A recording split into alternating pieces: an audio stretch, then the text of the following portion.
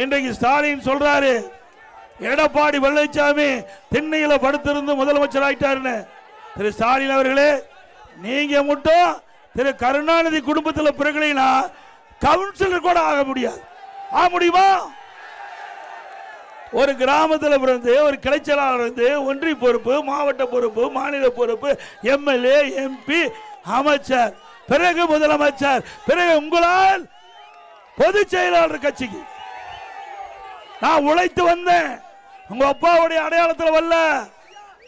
ஸ்டாலின் அவர்களே, உங்க அப்பாவுடைய அடையாளத்தை தான் நீங்க பெற்றிருக்கிறீங்க. எப்பொழுது பார்த்தாலும் ஸ்டாலின் பேசுவார். நான் யார் தெரியுமா? முத்துவேல் கருணாநிதியுடைய மகன் திரு ஸ்டாலின்.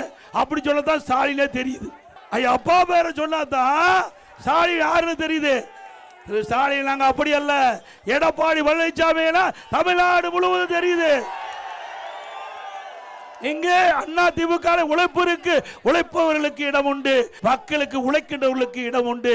இது ஜனநாயகம் உள்ள ஒரு கட்சி அண்ணா திமுக கட்சி. ஆகவேதான் நீங்க எத்தனை முறை இங்க கட்சியை உடைக்க பார்த்தாலும் உடைக்க முடியல. உடைக்க முடிஞ்சுதா? அது மட்டுமல்ல, திரு உதயநிதி அவர்களே, நீங்க யாருக்காக சென்னை மாநகர் மத்திய பகுதியில் பல நூறு கோடி ரூபாய் செலவழிச்சு கார் பந்தயம் நடத்துறீங்க? யாருக்கா என்று வெளிப்படையா சொன்னா உங்களுக்கு அசிங்கமா போயிடும். நீ நாமளுக்கு தேவை இல்லாவிட்டால் நான் மட்டுமல்ல, எங்க நிர்வாகிகள் மட்டுமல்ல, எங்களுடைய அனைத்து இந்திய அண்ணா திராவிட முன்னேற்ற கழக தொண்டர் அதற்கு தகுந்த பதிலடி கொடுப்பார்கள். யாருடைய பணம்? கார் பந்தயம் தேவையா? விவசாயி எவ்வளவு கஷ்டப்படுறாங்க, விவசாய தொழிலாளி எவ்வளவு கஷ்டப்படுறாங்க. அவருக்கு தேவையான திட்டங்கள் கொடுப்பதற்கு பணம் இல்லைங்கிறீங்க. 100 நாள் வேலை திட்டத்தில் பணிபுரிந்த ஊழியருக்கு பணம் இல்லைங்கிறீங்க. எப்படி இந்த கார் பந்தயம் நாட்டுக்கு தேவையா? பல நூறு கோடி ரூபாய் செலவு செய்கிறது யாருடைய பணம்? மக்களுடைய வரி பணம். ஏன்னா பேச வைக்கிறாங்க. கருணாநிதி குடும்பத்தை சேர்ந்த திரு ஸ்டாலினும் உதயநிதி ஸ்டாலினும் என்னை பேச வைக்கிறாங்க.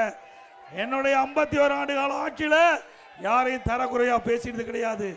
ஆனால் நம்மை பற்றி தரக்குறையாக பேசினால் நாம விட மாட்டோம். விட மாட்டோம்ல, தொண்டனே விட மாட்டாங்க. உண்மைதானே? இன்றைக்கு திரு உதயநிதி அவர்களே இன்னைக்கு இந்த நாட்டுடைய துணை முதலமைச்சர். ஆனா 2 மணிக்கு அவர் என்ன பண்றாரு? ஒரு இன்ஸ்டாகிராம்ல ரீபோஸ்ட் பண்றாரு. யாருடைய காலை தேடி நீங்க இன்ஸ்டாகிராம்ல ரீபோஸ்ட் போடுறீங்க? எங்களுக்கு கேட்க தெரியாதா? அது மட்டுமல்ல, ஏற்கனவே நீங்க இப்படி காலை தேடி போய் தான் பால்டால் குடிச்சு தப்பிச்சிருக்கிறீங்க. மீண்டும் பால்டால் குடிச்சா உங்க பாடி தாங்காது தம்பி. எங்க பாடி வலுவான பாடி. நான் விவசாயி, இரவுகள் வராமல் உழைக்கின்றவர்கள் விவசாயி, விவசாய தொழிலாளி. இன்றைக்கு விவசாயத்திற்கு ஈடு எதுவுமே கிடையாது. எவ்வளவு பணக்காரன் இருந்தாலும் அதிகாரி கண்டா பயப்படணும். நம்ம பயம் இல்லாத ஒரே தொழில் வேளாண்மை தொழில், விவசாய தொழில். அதனாலதான் என்னை ஒன்றும் பண்ண முடியல. யாருமே வழக்கு போட்டு பார்த்தாங்க, நம்ம வழக்கு போட முடிஞ்சுதா? இன்றைக்கு திரு மோடி பத்தி பேசினார். அவர் ஏதோ பேசினார் திரு ஸ்டாலின். அவர் அப்பா அவர் என்ன பேசியிருக்காரு? மோடி நல்லவர். யாரு? திரு கருணாநிதி அவர்கள் பேசுறது நரேந்திர மோடி மிகவும் நல்லவர். யார் பேசுறது? முத்துவேல் கருணாநிதி அவர்கள் பேசியது. முத்துவேல் கருணாநிதி மகன் யாரு? எப்ப பார்த்தாலும் எங்க அப்பா வழியில் நடக்கிறாரு. அப்படி அப்பா வழியில் நடக்கிறனா திரு நரேந்திர மோடி நல்லவன் சொன்னாரு. அப்படின்னா அதன் வழியில் தான் நடக்கணும். ஆக இன்னொருத்தர் இப்பதான் வந்திருக்குது. நேற்று பெய்த மழையில அந்த காலம் குதிக்குது. இங்கிருந்து ஒருத்தர் போய் சேர்ந்திருக்கிறார்ல. நான் அப்பவே சொல்லிட்டு இருந்தேன். எங்க ஆளுகள்லாம் கூட ஒருத்தர் 2 பேரு அண்ணா இவரை சேர்த்திக்கலாம். சேர்த்துனா ஒட்டுமொத்த கட்சிக்கு போயிடும். திமுகவுக்கு பி டீமா இருக்கிறாங்க, உங்களுக்கு தெரியாது அப்படின்னு சொல்லிட்டு இருந்தேன். இப்போ என்னங்கிறாங்கண்ணா, அண்ணா நல்ல வேலைக்கு தப்பிச்சுதுண்ணா அப்படிங்கிறாங்க. ஆக திமுகவுக்கு பி டீம் இருந்தவர் இன்னைக்கு திமுகவுக்கு போயிருக்காரு. கேவலமா இல்ல? ஏங்க அசிங்கமா இல்ல? வேட்டி மாத்தி கட்டிட்டு போட அது ஒரு மனிதரா? மனிதர் பிறந்தால் ரோசமுள்ளவராக இருக்க வேண்டும். அப்படி அந்த மனிதர் இல்ல. பதவிக்காக எதை வேணாலும் செய்கின்ற சில ஜென்மங்கள் மண்ணிலே பிறந்திருக்குது. அதையும் பொன்மனச்செம்மல் புரட்சி தலைவர் எம்ஜிஆர், இதையும் புரட்சி தலைவர் அம்மாவோட ஆசையோட அவர்களை விரட்டி அடிச்சோம். இந்த மண்ணில் ஒருத்தர் பிறந்தாரு, ராசா. அவரு அண்மையில் ஒரு ஆடியோ செய்தி வலைதளங்களில் வந்திருக்குது. பாத்தீங்களா? தமிழ்நாடு மட்டுமல்ல இந்திய அளவில் பரபரப்பா பேசும் பொருள் ஆயிட்டு. இதை தாங்க நான் கிருஷ்ணகிரியில் பேசினேன். அந்த வந்த செய்தியை கிருஷ்ணகிரியில் பேசினேன். இது மாதிரி ராசா அவர்கள் இந்த கருணாநிதி குடும்பத்தை பற்றி கிளின்னு கிழிச்சு வெளியிட்டு இருக்காரு அப்படின்னு சொன்னதையும் முதலமைச்சருக்கு பொத்துக்கிட்டு வருது கோபம். திரு ஸ்டாலின் அவர்களே, உங்களுக்கு தில்லு திராணி தெம்பு இருந்தா ராசாவை கண்டீங்க, எங்க போய் கோபப்பட்டு என்ன பிரயோஜனம்? திரு ராசா திமுக கட்சியினுடைய துணை பொதுச் செயலாளர், முன்னாள் அமைச்சர், இப்ப நாடாளுமன்ற உறுப்பினர். ஏன் அவர் ஒரு செய்தியை ஆடியோ மூலமாக வெளியிட்டதாக பரவலான செய்தி, அந்த செய்தி பரவலான செய்தியை தான் நான் கிருஷ்ணகிரி பொதுக்கூட்டத்தில் பேசினேன். இதுல என்ன தவறு இருக்குது? தவறு இருக்குதா?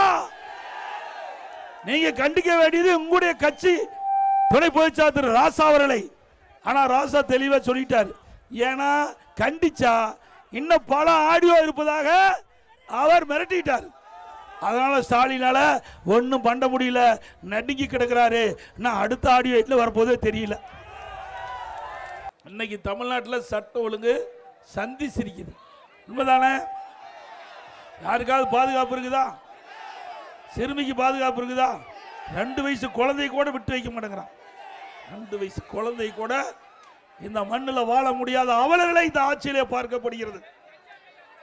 இன்னைக்கு பாலியல் சீண்டுக்கு உட்படுத்தப்பட்டு அந்த சிறுமி கொலை செய்யப்படுகிறார்.